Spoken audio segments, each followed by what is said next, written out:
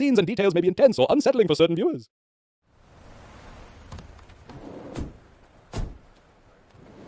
Welcome to the cartel, where power, danger, and cash runs everywhere.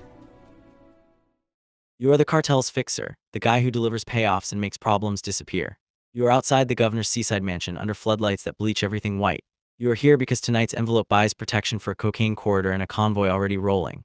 You want this to be routine, 5 minutes and gone, because routine keeps you alive. But the gate is staffed by men you've never seen, and they look at you like you're already late to your own funeral. You step out with the envelope held open, visible, respectful. Your credential card flashes in your fingers like a magic trick that usually ends arguments. Headlights rake the driveway. A sedan sits idling with a chauffeur who won't meet your eyes. One of the new guards stops you cold. He pats you down slow, too slow. A handheld detector clicks over your belt, your ribs, your ankle. His hand pauses at your jacket pocket, the pocket with the burner. He smiles without warmth. His fingers press the fabric like he's weighing your heart. You keep your face flat. You keep breathing like you're bored. You show him the card again, closer, like you're doing him a favor. Above you, a security camera is aimed straight down the driveway. Not hidden, not subtle, it watches you like a witness. The guard leans in and sniffs the air near your collar like he's checking for smoke. Another guard shifts his rifle a fraction, barrel dipping, then rising. Their timing is practiced. Their eyes never leave your hands. You decide right there, this isn't about the money. This is about you. You let them take their time. You don't protest. You don't flinch. You make yourself small so they don't get excited. The detector chirps near your pocket again. The guard's thumb hooks the edge of the burner through the cloth, not grabbing it, just letting you know he could. Then the gate opens only a crack, just enough for one body. You slide through. The gate slams shut behind you. Electronic lock, a clean click. Now you're inside with strangers and cameras, and the ocean is on the other side of the wall like a joke you don't get yet. Marble foyer, chandelier light so bright it feels like an interrogation room pretending to be a home. You see the governor waiting in a dress shirt, collar open, sweat already shining at his temples. You walk straight in and put the envelope on a console table, but you don't let go. You look past him, scanning corners, doorways, reflections in the polished floor. 2 bodyguards stand behind him with earpieces you don't recognize. Their hands hover near their jackets like they're bored of waiting. You ask why his regular security isn't here. You demand a private room, no witnesses. The governor forces a laugh that dies halfway. He makes a little motion with his fingers and the bodyguards shift back half a step like he's showing you he's still in charge. He won't meet your eyes. His gaze keeps flicking to your burner phone pocket like the phone is a gun pointed at his throat. On a side table, a guest book sits open. Fresh signatures, fresh ink, like he's been hosting people all night. You feel the room pushing you toward the routine. Place envelope, shake hands, walk out. Routine gets you killed tonight. You slide the envelope back into your jacket. You make it slow, deliberate, so everyone sees you changing the rules. You tell him talk first. The governor swallows. His Adam's apple bobs like a buoy. He turns and leads you deeper into the house, and you follow close enough to smell his cologne and fear.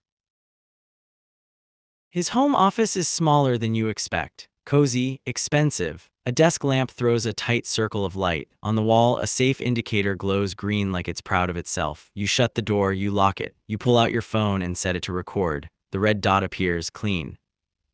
Unforgiving, you push the governor into his chair, not hard enough to leave marks, hard enough to make the chair squeal. You lay printed photos across his desk. Checkpoint shots. Familiar vehicles stopped. Drivers face down on asphalt. License plates you recognize. You ask who tipped them. His hands start shaking. He tries to laugh again. It comes out wet. He starts talking fast, like speed can outrun consequences. He admits he's been feeding names to a rival bloc. He claims it was to stop a war, then he stumbles. He corrects himself. He says it was to control it. There it is. The truth sliding out of his mouth like something dead. You angle the phone so you can see the red recording dot. You make him look at it. You make him understand this moment belongs to you now. He reaches for a pen holder like it's a life raft. You slap his hand away. You don't kill him, not yet, because killing him solves one problem and creates 10 more. Instead, you tell him he's going to sign something for you, right now. On camera, with his own hand, with no way to pretend later, his eyes widen. For the first time, he looks straight at you. He knows what you're about to do, and he knows it's worse than a bullet. You drag him into a printer room lit by buzzing fluorescent panels. The light makes everyone look sick, makes the paper look like evidence before it's even printed. You grab an assistant from the hallway. You don't ask, you pull. You steer her in like luggage. You point at the printer. You dictate an emergency traffic security directive. Official language, big words, simple effect. Checkpoints rerouted, lanes opened, patrols reassigned, everything your convoy needs. The assistant's fingers hover over the keyboard, trembling. Her eyes keep dropping to the gun bulge at your waistband. The governor tries to slow the process.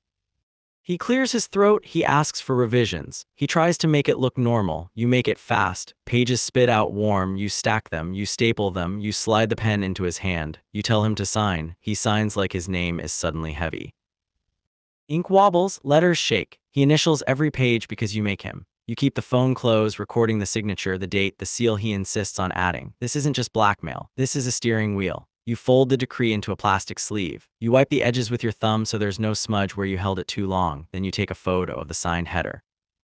You text it to your convoy contact. Routes changed. Move now. The message sends. You feel the rush of it. The stupid, reckless relief. You just put a governor's handwriting between your shipment and a wall of guns. You also just created a paper trail that can hang you forever. The port control booth smells like stale coffee and hot electronics. Monitors glow in the dark, showing gates, lanes, blind spots, and people who think they're invisible. The uniformed commander sits behind the counter, posture stiff, eyes tired. Two dock workers pretend to be busy nearby, watching without watching. You slide the plastic sleeve decree onto the counter, then you slide the cash. You point at a monitor lane. You name the truck pattern. You tell him to open it and log it as a medical supply escort. He hesitates. Not because he's honest, because he's calculating how much his life is worth. You tap the decree with one finger. Official, signed, dangerous. He stamps it hard like he's trying to bruise the paper. His hand moves to the gate control keyboard. Keys click.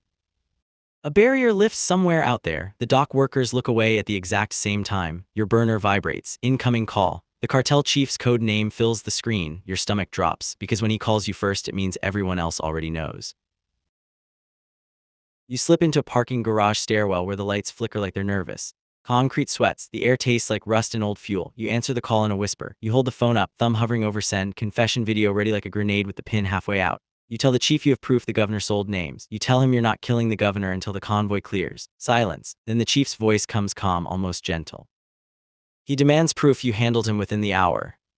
Proof that ends questions. Proof that can't talk. You feel the meaning behind the words. This isn't about the governor anymore. It's about cleaning the chain. You look up the stairs. A shadowed lookout stands on the landing, not moving, just watching you like a clock. He taps a message into his phone with one hand and keeps the other hand free.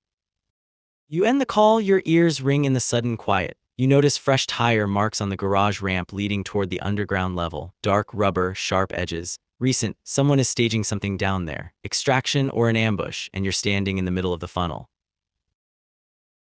The service tunnel is narrow and wet. Strip lights buzz overhead. Water drips and turns the floor into a mirror that shows you shapes you don't want to see. You grip the governor by the collar and drag him forward. He limps, shoes scraping, breath hitching like he's choking on his own life. You shove the decree sleeve into his hand. You make him hold it tight. If this ends in court or cameras, his fingerprints ride with you. He starts bargaining. Names spill out of him. Judges, generals, men you've never met who can ruin you from a desk. You don't slow down. At the far end, two armed men appear, moving fast, flashlights bobbing. Their beams cut through the tunnel like knives. They shout your nickname, not the governor's, yours. You pull your pistol, you shoot a tunnel light, glass bursts, darkness swallows the far end. Their flashlights become the only stars, swinging wild. You keep dragging the governor. A bullet punches into a maintenance cart beside your knee. Metal shrieks, sparks jump. You flinch, not from fear, from realization. These shooters aren't here to rescue the governor. They're here to stop you from walking out with him. Someone wants the governor silenced, and someone wants you dead in the same sentence. Pre-dawn at the toll station. Overhead lamps wash the lanes in flat yellow light. Brake lights stack red in a long line of sleepy commuters who have no idea what's about to happen. You jam a cap onto the governor's head and shove him into the line of cars. You keep him close, shoulder to shoulder, like you're guiding a drunk friend. You press the decree against the toll booth glass, right in front of the camera. You signal for an attendant to stamp it. You need the footage. You need the public optics. You need something official to hide behind. Your plan is simple: blend, slip through, let the convoy reroute and disappear. Then a pickup truck swings sideways and blocks the lane. Perfect angle, perfect timing. A rival crew steps out, calm as if they own the air. Their eyes find you instantly. Far on the ramp, police lights flare. Blue and red getting bigger, the governor's cap falls off. His face is exposed under the toll lamps. Drivers recoil, doors lock, people duck low behind steering wheels. Everything you wanted becomes the opposite. Cameras, witnesses. Panic, your burner buzzes, a notification pops. The confession video has been posted, not from your account, from another, edited, cut to make you the snitch, cut to make it look like you recorded it for the authorities. Your throat goes dry because now everyone has permission to kill you, and they'll call it loyalty. You crash into a fuel station convenience store with the governor stumbling behind you. Bright fluorescent lights, cheap snacks, a place built for normal mornings. You slam the glass door and twist the lock, it clicks once. You shove shelves against it, chips and candy spill like useless confetti. Outside the glass, armed rivals spread out, using cars and pumps as cover. One of them points at you and screams something to the police. A police officer near the pumps raises a rifle. He aims at the store like he's practiced on paper targets shaped like you. The governor collapses to the floor, he crawls, he pleads. He reaches for your pant leg like you're a priest. You don't look down, you yank out your burner and start deleting contacts. Names vanish one by one. People you've known for years erased in seconds. You pull a memory card, you start dumping the raw confession back up onto it. Your hands move fast, but your fingers shake. Then you look at the decree in its sleeve. The paper trail, your leverage, your noose. You grab a plastic bottle of fuel from behind the counter. You splash it on the pages.